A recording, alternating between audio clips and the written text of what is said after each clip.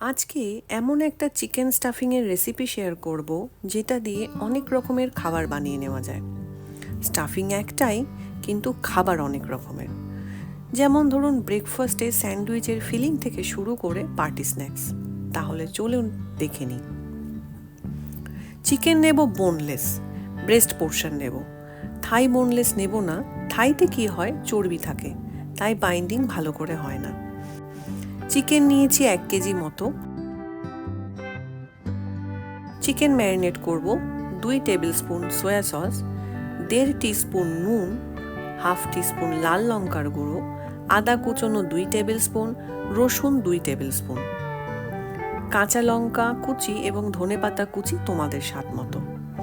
কুচনো যে পারফেক্ট করতে হবে এমন নয়, কারণ আলটিমেটলি আমরা সব পেস্ট করে নেব। দিয়ে দেব সাদা তেল 2 টেবিল স্পুন মতো। ব্যাস, এই হলো ইনগ্রিডিয়েন্টস।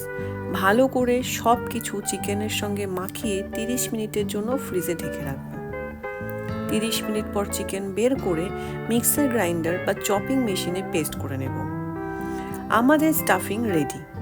এইবার আসছি এই দিয়ে আমরা কি বানাতে পারি। দেখুন, চাইলে তো আমরা এই দিয়ে অনেক কিছুই বানাতে পারি, কিন্তু আজ বানাবো 3টে খাবার। প্রথম হলো চিকেন সালামি। একটা ক্লিন র্যাপ নেব, আপনারা চাইলে অ্যালুমিনিয়াম ফয়েলও নিতে পারেন। চিকেনকে মোটামুটি এই রকম পরিমাণ নিয়ে এইভাবে শেপ করে নেব।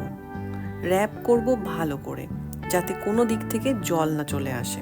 একটা বাটিতে জল ফুটতে দিয়ে গরম ফুটন্ত জলে আস্তে করে ঢেকে দিয়ে এটাকে 15 মিনিট মতো ফুটিয়ে নেব। আরও কিছুক্ষণ সেই জলেই রেখে আমরা আস্তে করে বার করে নেব। আর দেখুন কি সুন্দরভাবে রেডি হয়ে গেছে আমাদের প্রথম খাবার চিকেন সালামি।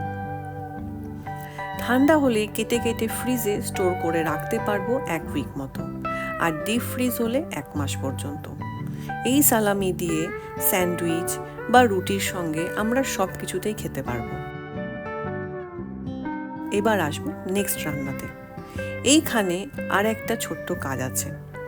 2টো মিডিয়াম সাইজ বয়েলড আলু নিয়ে নেব, স্ম্যাশ করে অথবা গ্রেট করে নেব। এক্সট্রা সল্ট দেওয়ার দরকার নেই, কোটিংয়ের সময় ম্যানেজ করে নেব। ভালো করে মেখে নেব হাত দিয়ে।